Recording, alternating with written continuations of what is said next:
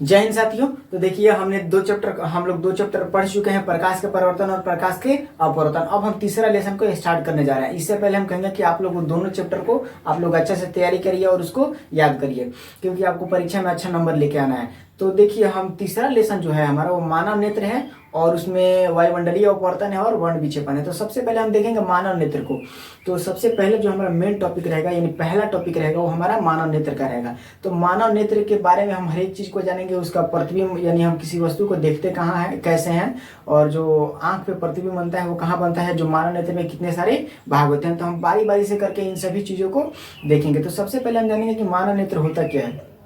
तो देखिए जो हमारा आंख होता है वह प्रकृति द्वारा दिया गया एक यंत्र होता है। यह एक ऐसा यंत्र होता है ना कि इसमें देखिए घर परिवार में और संसार में जितनी भी सारी खुशियां होती हैं उसे हम देख पाते हैं। फील तो करते हैं, फील करने के साथ साथ उसको देख भी पाते हैं। यानी आपके परिवार में कितनी बड़ी खुशियां आई हुई हैं, और आपका आंख नहीं रहे, यानी अगर आपका आंख नहीं रहे, आपके आंख से नहीं दिखता हो, तो आप उसे देख पाइएगा? नहीं देख पाइएगा। आप थोड़ा सा मच्छल के रह जाइएगा, यानी आप उस खुशी को नहीं देख पाते हैं। तो आंख बहुत बड़ा, यानी हमारे शरीर के लिए सबसे बड़ा एक पॉइंट होता है आंख। तो देखिए सबसे पहले हम देखेंगे आंख के फिगर में कितने सारे भाग होते हैं। तो हम एक आंख का फिगर बना लेते हैं। तो देखिए आंख का फिगर बहुत आसान है, ज्यादा हार्ड नहीं है। आंख कैसा होता है? गोल होता है ना, लगभग गोल होता है। तो ऐसे हम गोला एक बना लेंगे, ठीक है, ये ऐसे बना लेंगे। यहाँ तक बनाने में कोई दिक्कत नहीं हुआ होगा। उसके बाद देखिए यहाँ से हल्का सा ऐसे उठा हुआ होता है, ठीक है, यहाँ से उठा हुआ होता है। तो इसके जो सबसे ऊपर वाला भाग होता है इसको हम कहते हैं श्वेत पटल। श्वेत पटल ये हमारा सबसे ऊपर वाला भाग होता है। और ये जो श्वेत पटल होता है यह अपारदर्शी होता है, यानी एक मोटा सफेद झिल्ली होता है, इसको हम श्वेत पटल कहते हैं। तो ये जो होता है वो अपारदर्शी होता है। इसके बाद जो आगे वाला भाग, यानी आंख का सबसे आगे वाला भाग जो होता है वो कॉर्निया होता है, ठीक है। आगे वाला भाग जो होता है कॉर्निया होता है। ये जो, ठीक है, यहाँ तक कोई दिक्कत हुआ? उसके बाद देखिए यहाँ पे जो हमारा एक होता है, ये यहीं पे हमारा लेंस बना हुआ होता है आंख, ठीक है, लेंस। और ये जो होता है ये मांसपेशियों से इसको मांसपेशियां पकड़ी हुई रहती हैं ऊपर से और नीचे से। ये क्यों पकड़ी हुई रहती हैं ये सब हम जानेंगे। ये जो हमारा होता है ये सिलियरी मांसपेशियां होती है, यानी सिलियरी मांसपेशियां लिख देते हैं, सिलियरी मांसपेशियां। सिलियरी मांसपेशियां ये क्या होती है? सिलियरी मांसपेशियां ये मांसपेशियों का एक भाग होता है, ये एक समूह होता है, भाग नहीं होता है, मांसपेशियों का एक समूह होता है। मांसपेशियां होती क्या है ये पता होगा आपको, ये मांसपेशियों का एक समूह होता है। इसका काम ये होता है ना कि ये लेंस की मोटाई को बढ़ाता घटाता है, यानी इसके मोटाई में परिवर्तन लाता है। यही होता है सिलियरी मांसपेशियां। और ये जो हमारा होता है इसी को नेत्र लेंस कहते हैं। यह नेत्र लेंस होता है। और ये लेंस जो होता है वो कौन सा लेंस होता है? उत्तल लेंस होता है, ठीक है, ये भी पारदर्शी होता है। उसके बाद देखिए ये जो आता है ये हमारा नेत्र गोला होता है। नेत्र जो होता है वो लगभग गोल होता है, तो इसे हम नेत्र गोला कहेंगे। नेत्र गोला हो गया।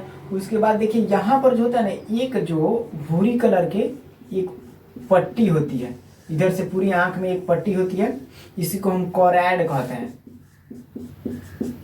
कोरवाइड कहते हैं। यही आगे आ करके यहाँ पे दो भाग में बंट जाता है। आगे आके दो भाग में यहाँ पे बंट जाता है, यहाँ तक आता है एक, और एक इधर से आकर के यहाँ तक आता है। इसी को हम कहते हैं आइरिस। यहाँ पे इसको हम कहते हैं आइरिस, यानी यही हमारा आगे का पलक होता है, जो पलक झपकता रहता है ना हमेशा, उसी को आइरिस कहते हैं।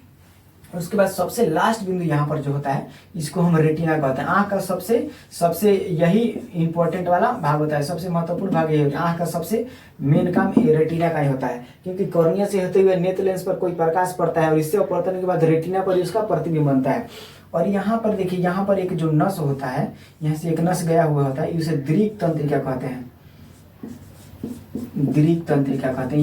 यही जो नस होता है वो माइंड में किसी प्रतिबिंब को भेजता है। वो कैसा भेजता है ये भी हम देखेंगे। सबसे पहले इस सभी भागों को हम देख लेते हैं। और भी कुछ इसमें छूट रहा है? हाँ, एक कच्चा द्रव, ये जो होता है इसमें कच्चा द्रव भरा हुआ होता है, कच्चा द्रव। यानी लगभग हम सभी इसके भागों को लिख लिए। आंख के इतने सारे भाग होते हैं, इसके कौन कौन से काम होते हैं इसको जानने के बाद हम जानेंगे कि ये जो सभी भाग होते हैं इसके, इन सभी भागों को काम क्या होता है। इतने सारे भाग होते हैं, तो इन सभी भागों को हम जान लिए। अब देखेंगे इन सभी का कार्य क्या होता है, यानी कार्य क्या होता है। उसके बाद हम किसी वस्तु को देखते क्या है, इन सभी भागों की मदद से हम किसी वस्तु को देख कैसे पाते हैं, ठीक है। तो अब हमको ये देखना है। यानी यहाँ पे देखने का क्रिया अब हमको देखना है, आंख का देखने का क्रिया। तो देखिए आंख जो होता है ना, आंख जो होता है वो सेम एकदम कैमरे की तरह होता है। यानी आप DSLR देखे हो, फोटो क्लिक करते हो, वही जो होता है सेम उसी प्रकार से हमारा आंख भी होता है। आंख में सबसे आगे क्या होता है, लेंस होता है। उसी प्रकार से जो हमारा कैमरा होता है, कैमरा का सबसे आगे वाला भाग होता है वो लेंस होता है, और सबसे पीछे वाला भाग होता है वो फोटो फिल्म होता है। सबसे पीछे वाला भाग फोटो फिल्म। उसी प्रकार से जो हमारा आंख होता है, यहाँ के ना सबसे आगे लेंस है और लेंस के सबसे पीछे क्या है, रेटिना है। उसी प्रकार से कैमरा में होता है। और देखिए कैमरा में आगे शटर होता है, यानी आप कैमरा को ऑफ करिएगा तो जो प्लास्टिक के आगे का रहता है वो लेंस को ढक लेता है। उसी प्रकार से ये हमारा आइरिस है। ये अगर आप सोइएगा ना तो ये आइरिस जो होता है वो बंद हो जाता है, ठीक है, बंद हो जाता है। तो सेम कंडीशन उसी तरह से है, ठीक है। उसके बाद देखिए जो हमारा आइरिस होता है, यह प्रकाश को नियंत्रित करके भेजता है। यानी आपके आंख पर एक तेज रोशनी पड़ जाए तो आप उसे हल्का सा ऐसा आंख करके देखते हो, यानी आंख को सिकुड़ा करके देखते हो।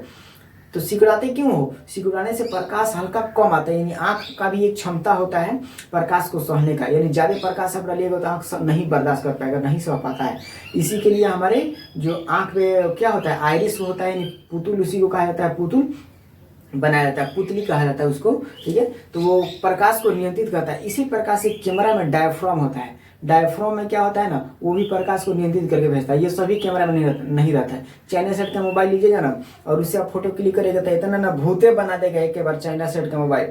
अब भारत के लोग को चाइना बेवकूफ़ बनाता है, जो जानता है कि इसमें कैमरा अच्छा नहीं आ रहा है। आजकल तो हर एक कैमरा फोन आ रहा है। कैमरा फोन यानी जिस कैमरा में डायफ्राम होता है उससे फोटो जो आता है साफ आता है और अच्छा होता है। और इसमें नहीं रहता है, उसमें भूत बना के भेज देगा, एकदम प्रकाश एक भेज देगा, लगेगा कौना पेपर मारा है, कितना तेज प्रकाश आया हुआ है, ठीक है। खैर वो सब बात अलग है। तो आप मेड इन इंडिया बनिए, इंडिया का सामान खरीदिए और इंडिया की वस्तुओं का यूज करिए, ठीक है। खैर वो सब का बात अलग है। तो अब बात आता है हम किसी वस्तु को देख कैसे पाते हैं, यानी किसी वस्तु को हम देखते कैसे हैं। तो देखिए प्रकाश जो होता है ना, यहाँ से कोई बिंदु स्रोत है, ठीक है। यहाँ पे लड्डू रखा हुआ है, तो यहाँ पे कोई बिंदु स्रोत है। यहाँ से जो प्रकाश आता है तब यहाँ पे हम आंख को खोले, ठीक है।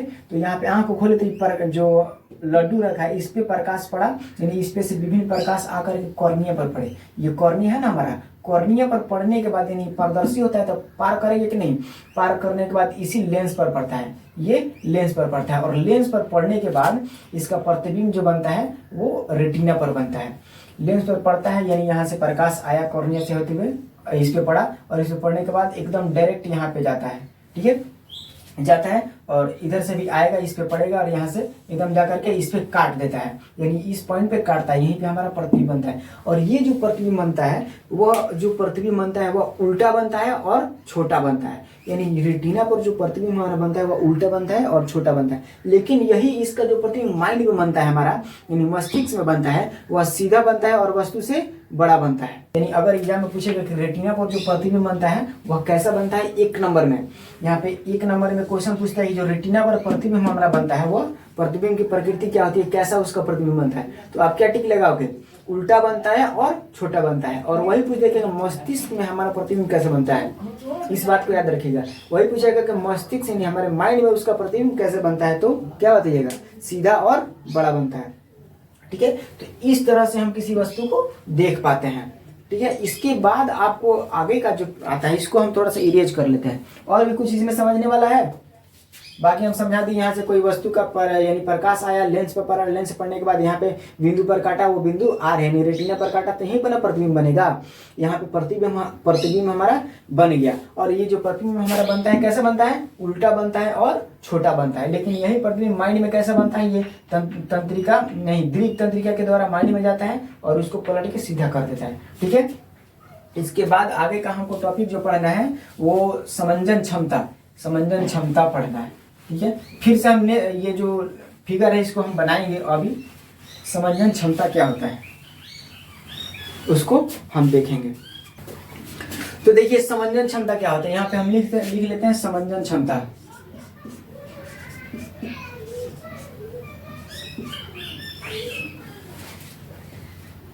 समंजन क्षमता, देखिए समंजन क्षमता क्या होता है, इसको आप याद रखिएगा। समंजन क्षमता क्या होता है, यानी हम बोल देते हैं, आप लोग लिख लीजिएगा, ठीक है। पहले समझ लीजिए समंजन क्षमता क्या होता है। यानी क्षमता, आंख का भी एक क्षमता होता है, यानी एक क्षमता क्या होता है, वो क्षमता होता है कि दूर स्थित वस्तु का भी प्रतिबिंब उतना ही बड़ा बनेगा और निकट स्थित वस्तु का भी प्रतिबिंब उतना ही बनेगा। उसी क्षमता को हम समझना क्षमता कहते हैं। और देखिए यहाँ पे एक लेंस है, एक लेंस है, ठीक है, और यहाँ पे हमारा रेटिना है, रेटिना है, और यहाँ से जो एक गोला है, ठीक है, यहाँ बन गया, यहाँ पे रेटिना है। तो यहाँ से प्रकाश है, यानी ये दूर रखी वस्तु है, दूर रखी हुई वस्तु है, तो यहाँ से प्रकाश आया और प्रकाश आके यहाँ पे पड़ा, और पड़ने के बाद यहाँ से अपवर्तन के बाद सीधे रेटिना पर जाके मिल गया ना। तो ये दूर स्थित वस्तु को भी हम देख लेते हैं। यही अगर निकट यानी नजदीक वस्तु को, आंख से नजदीक किसी वस्तु को अगर रख दिया जाए तो ये भी ये नेत्र पर, लेंस पर पड़ेगा, लेंस पर पड़ेगा यहाँ से। लेकिन लेंस पर पड़ने के बाद क्या होता है कि ये भी यहाँ से परावर्तन के बाद अगर यहाँ पे नहीं काटे, यहीं पे ना काटे जाए, क्योंकि नजदीक है तो आगे काट देगा। तो इसी को यानी प्रतिबिंब बनाने के लिए ना ये जो सिलियरी मांसपेशियां लगी हुई रहती हैं, इस पे सिलियरी मांसपेशियां लगी हुई रहती है ना, यही इसको खींच के लंबा कर देती हैं, हल्का सा लंबा कर देती है ना, तो हम उस वस्तु को आसानी से देख लेते हैं। तो लंबा होता है तो ये जो प्रकाश आता है वो रेटिना पर काट देता है और वहां पे प्रतिबिंब बना देता है। और यही जो सिलियरी मांसपेशियां कितने लोगों में खराब हो जाती है, उसी में दृष्टि दोष उत्पन्न हो जाता है, जिसको हम अभी आगे पढ़ेंगे। तो समझने क्षमता यही होता है, यानी दूर की भी वस्तु का प्रतिबिंब हमारा बनेगा और निकट की वस्तु का भी प्रतिबिंब हमारा बन जाता है। उसी को समझने क्षमता कहते हैं। समझने क्षमता को अगर परिभाषित करना हो तो उसको कैसे लिखेंगे, तो उसको आपको पीडीएफ में दिया गया है, आप लोग को ग्रुप से जुटिए और उसमें से आपको पीडीएफ मिलेगा, अच्छा से लिखा हुआ है उसमें, और आपको वहां से याद करना है, ठीक है। तो आप वहां से याद करिएगा, यहाँ से सिर्फ समझिए। तो समझने क्षमता क्या होता है, इस बात को आप समझ गए। इसके बाद आपको देखना है दृष्टि दोष, यहीं से दोष उत्पन्न होता है। तो यही जो मांसपेशियां होती है ना, यही किसी किसी का काम नहीं करती हैं, तान देती हैं लेकिन सिकुड़ा नहीं पाती हैं। और किसी का होता है कि सिकुड़ा जाएगा लेकिन तनाएगा नहीं। तो जब सिकुड़ा जाता है तो एगो दोष उत्पन्न हो जाता है, और किसी का तना जाता है और सिकुड़ता नहीं है, उसका एगो दोष उत्पन्न हो जाता है। उसी को निकट और दूरदृष्टि दोष कहते हैं। तो उसको भी हम पढ़ेंगे।